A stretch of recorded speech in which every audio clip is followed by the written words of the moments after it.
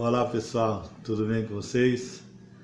Meu nome é Marcos e nós estamos aqui para conversarmos um pouco sobre a contribuição do Espiritismo para uma nova sociedade. E para isso, antes de nós iniciarmos, nós também queremos agradecer a Adriana, uma das dirigentes do Centro Espírita Fonte Viva, que carinhosamente nos fez o convite. Queremos também agradecer assim a Deus, nosso Pai, a Jesus, nosso irmão, pela oportunidade bendita de estarmos reunidos, trocando informações, trocando conhecimentos, e que nos breves instantes que vamos ficar reunidos, que possam os bons espíritos manipularem todas essas energias, as energias boas, salutares, que emanam e nos envolvem nesses momentos, para todos aqueles que sofrem. E assim seja. Bom, pessoal, então iniciando aqui a nossa fala a respeito da contribuição do Espiritismo para uma nova sociedade, nós gostaríamos de buscar no Livro dos Espíritos, na questão 766, onde os Espíritos vêm dizer a Kardec que o homem é um ser social. Ele foi criado por Deus para viver em sociedade. E vivendo em sociedade, isso nos deixa claro, né, que ele está compartilhando a sua vida com os membros dessa sociedade. Está contribuindo de alguma forma com o meio em que vive. Porque contribuir, segundo o dicionarista, é dar algo de si, é dar a parte que lhe cabe para que se forme um todo. Vamos trazer um exemplo aqui bastante comum, bastante simples.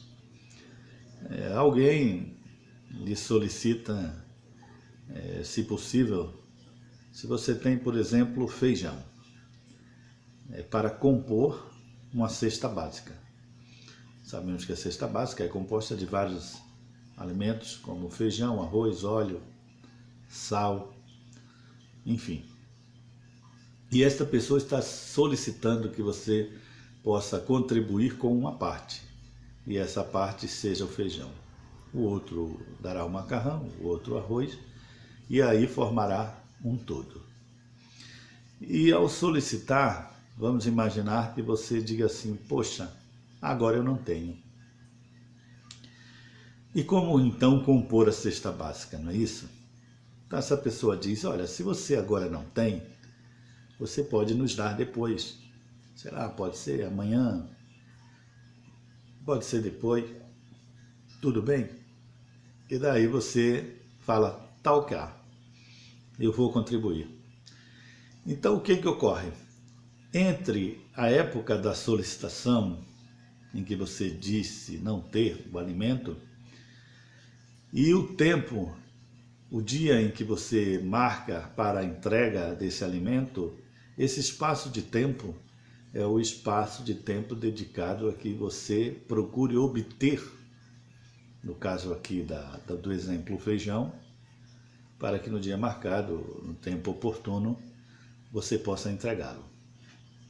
Então, contribuir não é dar o todo. Muitas vezes as pessoas possam imaginar que existe um super-herói, né? Nós, enquanto crianças, e hoje ainda as crianças, passeiam pela mente infantil a ideia de um super-herói.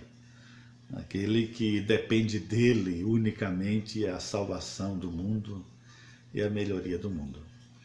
Na realidade, as coisas não se passam assim, né? Porque depende do esforço de todos. a contribuição, né, onde cada um dá uma parte para a melhoria da sociedade.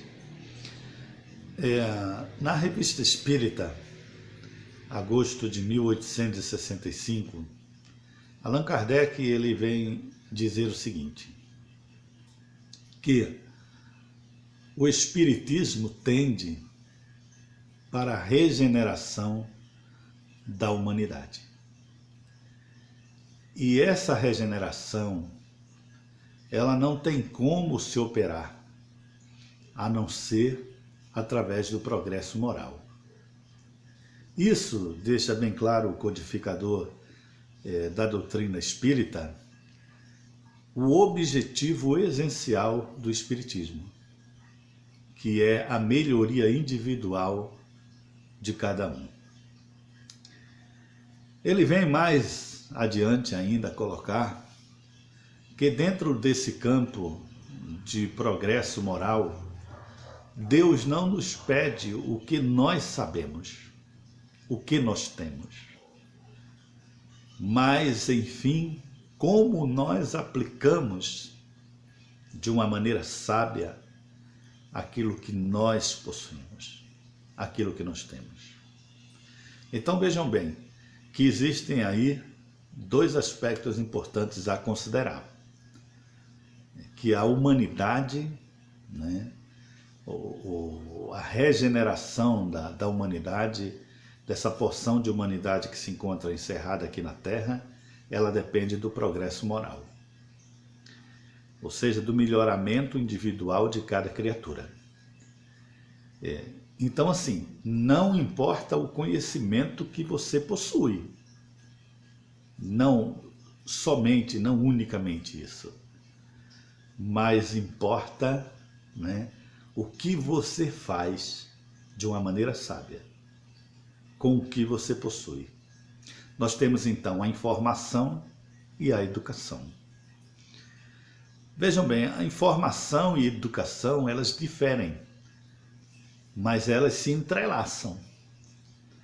Porque a informação é um processo normativo, um processo normal, né, para que, de posse da informação, o indivíduo possa dar-lhe uma aplicação e estabelecer a educação. Que a educação consiste em quê? Consiste, tá, na influência de espírito a espírito, através do exemplo, através das atitudes, através das ações que refletem como um espelho aquilo que nós somos realmente, aquilo que nós estamos realmente nos esforçando por aplicar na vida prática. Vejamos a vida de Jesus, que foi uma vida de exemplos. Ele não apenas falou de amor, ele foi o amor. Ele não falou de perdão, ele foi o perdão. Ele exemplificou, ele mostrou como se perdoar. Então Jesus, ele reúne todos os valores essenciais que a criatura deve buscar ativamente para que possa, assim, operar em si mesmo essa transformação individual, essa melhoria individual, para que assim ele possa ter algo, a fim de dizer, olha, agora aquela solicitação, aquele pedido que você me fez, eu tenho, e agora eu posso contribuir com a minha parte para o conjunto, para a formação do todo. Então é importante que nós destaquemos que a educação, né, dentro desses aspectos de que nós estamos colocando, que é o progresso moral, ela possa ser aplicada. Cabe também aqui nós salientarmos, por exemplo, que Allan Kardec, antes de observar os fenômenos mediúnicos, ele foi um homem dedicado à educação da França. Escreveu vários livros, né? Um homem que falava outras línguas e que tinha um conhecimento muito profundo sobre outras ciências. Ele vinha dizer o seguinte, que para se educar é necessário primeiro que nós nos eduquemos. Então ele ainda faz um paralelo, né? Busca um exemplo dizendo que para ser médico é preciso primeiro se formar em medicina. É preciso primeiro adquirir experiência para depois você ser um médico. Então isso é em tudo na vida. Nós precisamos buscar aquilo que nos falta, aquilo que necessitamos, para que nós possamos contribuir com a nossa parte. E a casa espírita, ela tem essa função básica, essa função primordial, que é de ensinar espiritismo. Essa é uma missão básica, uma missão primordial, que é de ensinar espiritismo, a fim de que as criaturas, de posse do conhecimento espírita, elas possam ter um campo fértil para desenvolver o seu intelecto e, consequentemente, a sua afetividade. Isso vai tornar o ser um ser independente, um ser possuidor de valores imprescindíveis ao desenvolvimento do progresso moral. Se nós observarmos, por exemplo, as fases do desenvolvimento infantil, que são fases aí que foram estudadas e são muito bem estudadas pela psicologia, nós vamos encontrar, dentro desses estudos que estudam as diferentes fases do desenvolvimento infantil, campos férteis, campos abertos para a inserção de exemplos bons que venham a modificar as características desse ser, desse reencarnante. Que, como nós espíritas sabemos, o espírito da criança é um espírito já antigo, que pode ter um desenvolvimento intelecto-moral muito maior até do que seus pais. Mas no momento em que o espírito mergulha na carne, para adentrar novamente aos palcos das encenações terrenas, há como que um atrito entre a sua consciência e a carne, assim dizendo, e aí advém o esquecimento temporário das vidas passadas. Mas ali, no inconsciente, estão gravadas todas essas experiências que agora trabalham mais como emoções, como sentimentos.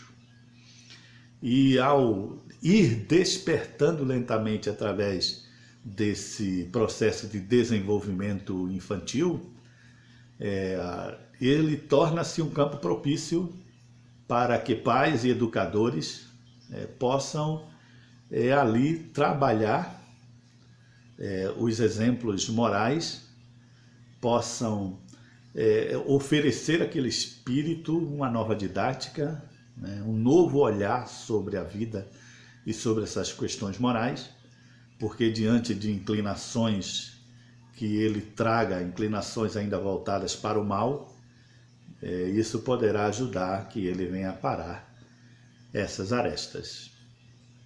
Então, são 3 fases importantes que são trabalhadas, que é a questão do desenvolvimento físico, que engloba, esses 3 aspectos, a área da saúde, que é o desenvolvimento físico, o desenvolvimento psicossocial, que é aquele que, de posse do comportamento, né, psicológico, né, de tudo aquilo que psicologicamente o espírito guarda, e esse psicológico ele guarda uma relação muito forte com os relacionamentos. E, né, além desses dois aspectos, também é observado a área da cognição ou a área da aprendizagem, como o indivíduo retém essas informações e como ele espelha, como ele compartilha essas informações com o meio em que vive. Então, assim, deixar a esmo, né, deixar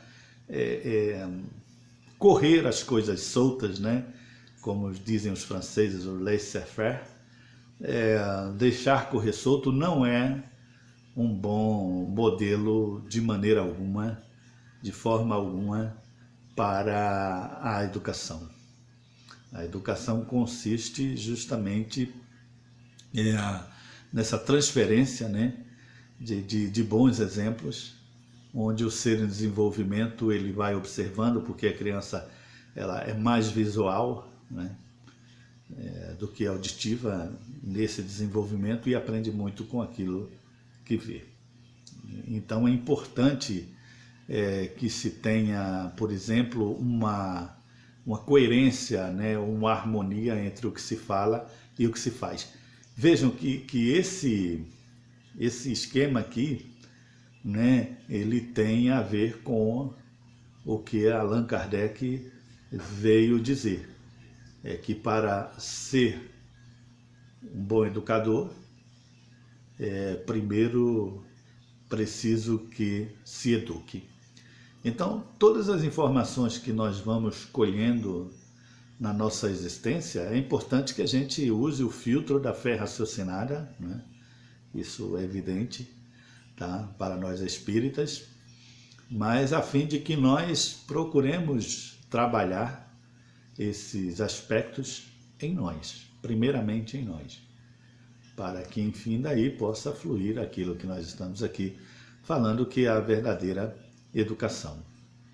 Ora, então, como melhorar, né, a nossa sociedade? Como contribuir com a nossa sociedade? Não será procurando exigir do outro que ele reforme a sociedade, exigir dos nossos governantes, por exemplo, que ele reforme as instituições, né? Porque as instituições humanas também, questão 914, Livro dos Espíritos, né? Os Espíritos vêm dizer a Kardec que elas ainda entretêm e excitam o egoísmo, né? Através dessa competição que a gente vê, né?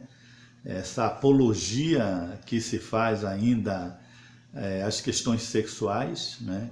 Que geram em alguns ainda a dependência através de determinados elementos, né?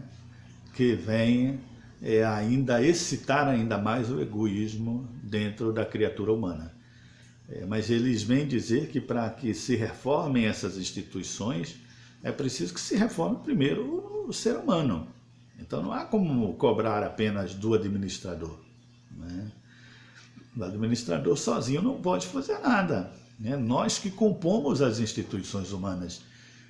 Hoje o indivíduo que tem uma profissão, que está inserido dentro de uma instituição X, é ele que, com a sua melhoria individual, como propõe Kardec, como fala Kardec na Revista Espírita, e face a contribuição da melhoria de todos os outros, é que vai favorecer a melhoria das instituições, porque as instituições é o reflexo da administração, é o reflexo dos seus administradores, é o reflexo daqueles que compõem a instituição, seja ela econômica, política, na área da saúde, na área da educação.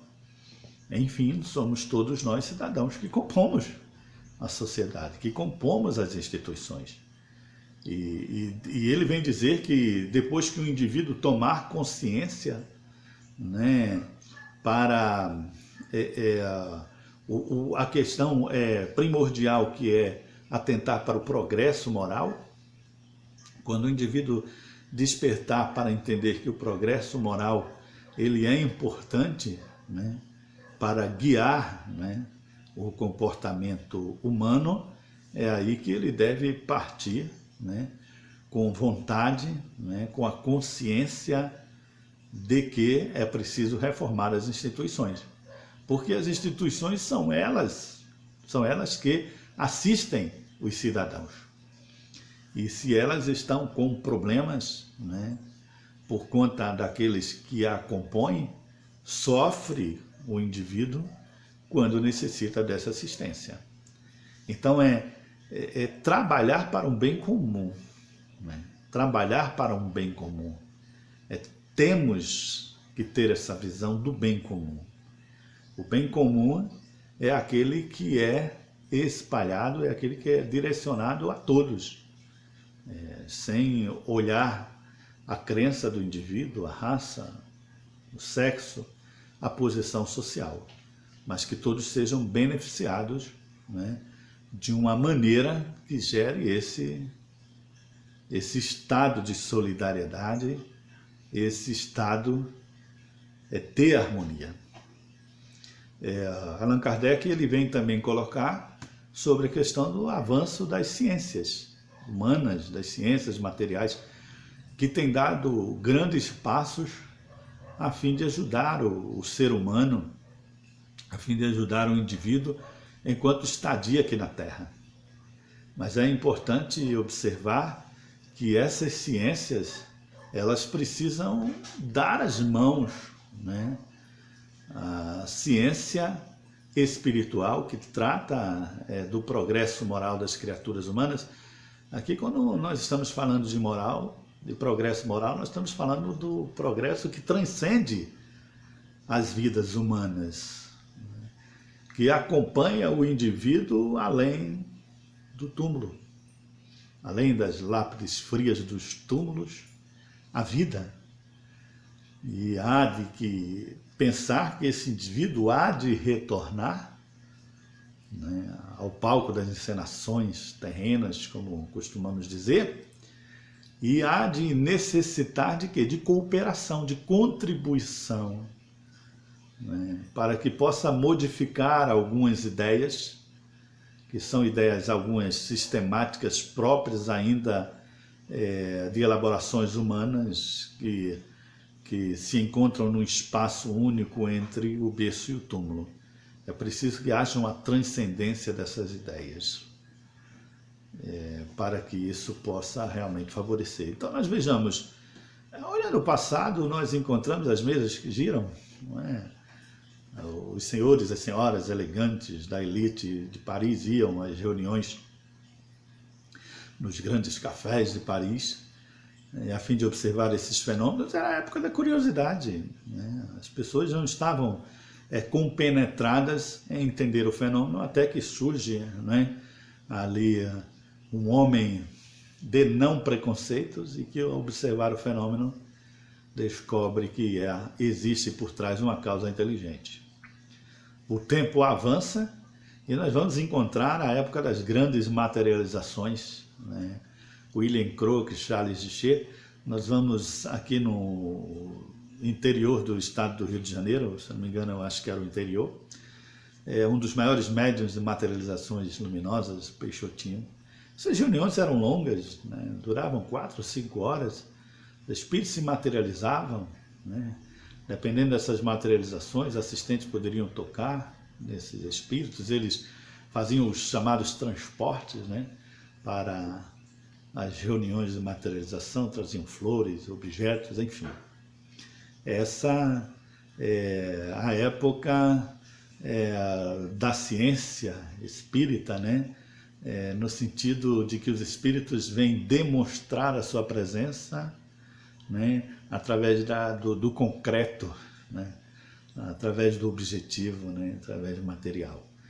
Essa época ela também passou, né, e nós atingimos o ponto em que o espiritismo transcende a curiosidade, transcende as materializações para alcançar o social, né, para dizer aos homens da importância dele, da importância do cunho, do conhecimento que carrega, né, para a melhoria da sociedade. Então é não ficar num clima de adoração, né, de observar o quanto é belo o conhecimento espírita. Não, isso tem que ser transcendido no sentido de haver uma aplicação mais clara, né, desse conhecimento, né, através das instituições humanas para a melhoria da sociedade. Essa é a contribuição que o Espiritismo tem para oferecer, né? E as casas espíritas, né, através dos seus dirigentes, guardam grande responsabilidade. A responsabilidade de divulgar Kardec, a responsabilidade de estudar Kardec a fundo, né, a fim de que possamos todos juntos compreender o objetivo essencial da doutrina espírita, como muito bem anotou o senhor Allan Kardec na Revista Espírita, agosto de 1865, como aqui nos referimos. O seu objetivo essencial é a melhoria individual da criatura humana. Então pensemos nisso, façamos reflexões, entendamos a importância de criarmos em nós um campo fértil, para que o progresso moral possa encontrar esse terreno e ir desenvolvendo, a fim de que nós possamos tornar o mundo em que vivemos um mundo melhor para todos os seus habitantes. Eu gostaria de terminar aqui essa nossa fala com uma pequenina história. Um grande educador do nosso país, o senhor Sebastião Rocha, onde carinhosamente todos o chamam de Tião Rocha. Ele contou certa vez o seguinte, que ele dando aula para garotos do 7º ano, e ali eles estudavam alguns livros que ele colocava, e tinha o Álvaro. O Álvaro era um jovem de 14 anos, muito alegre, e que dizia: professor, em vez das provas escritas, vamos fazer provas orais. E aí é que nasceu essa ideia de estudar os livros e depois compor uma mesa redonda e ali irem estudando os tópicos principais. Ele fala que quando não tinham tempo no meio de semana, os garotos, eles diziam: vamos nos reunir final de semana, um dia ou outro, e assim iam. E um dia ele chegou à sala de aula e encontrou os alunos cabisbaixos. E aí ele perguntou: o que houve? E os alunos disseram: professor, o senhor não sabe. O Álvaro morreu. E ele disse: mas como?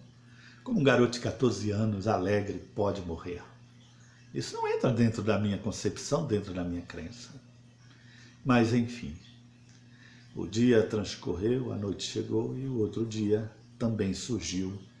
E ele se encontrava lá no velório, estava próximo já a hora demarcada para o sepultamento, quando se aproximou um casal.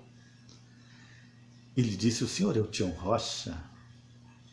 Ele disse: sim, sou eu, professor. O nosso filho, o Álvaro, faleceu, professor, o senhor sabe, né? E ele disse: mas como isso aconteceu? Ele se jogou de um prédio mais alto da cidade e se atirou da vida, professor. Ele se suicidou. Então nós gostaríamos de saber do senhor por que é que ele fez isso. Eu não sei dizer. Professor, nós passamos a noite inteira vasculhando os pertences do Álvaro, tentando encontrar um bilhete, uma carta, um sinal, para entender o porquê que ele fez isso. Mas aí eu me recordei: eu já sei quem pode me dizer. É o professor Tião Rocha.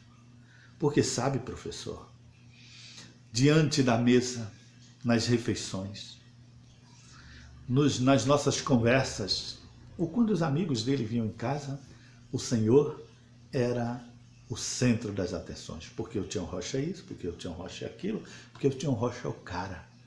Ele sabe ser professor. Então nós pensamos que o Senhor deva saber. Perdoe-me, mas eu não sei dizer. Não sei. E ele conta que foi para casa meditando e pensou, meu Deus, o Álvaro estava ali na minha frente, sorridente, e ele estava me dando sinais, e eu não percebi esses sinais. Eu estava muito ocupado. O Álvaro, eu acho que ele estava me dizendo, professor, eu estou indo embora. Mas eu estava muito preocupado com a Revolução Francesa, com a Revolução Industrial, com a questão das ciências. E em cima dessa preocupação, eu não percebi os sinais que o Álvaro estava me dando. Então, eu agora mudei. E quando eu chego na sala, os alunos me dizem, professor, vamos estudar a Revolução Francesa? Não, nós vamos estudar a história contemporânea, que é a história da vida de cada um de nós. Porque não adianta eu querer estudar a Revolução Francesa, a Revolução Industrial, se eu não estudo a história do meu aluno. Se eu não conheço, se eu não percebo os sinais que ele está me dando. Porque eu percebendo esses sinais, eu posso ajudá-lo. Então hoje nós vamos estudar e nós vamos tentar entender de onde nós viemos, o que nós estamos fazendo aqui, ou para onde nós vamos. E com todo respeito às ciências humanas, elas vão ter que esperar. Quantos sinais!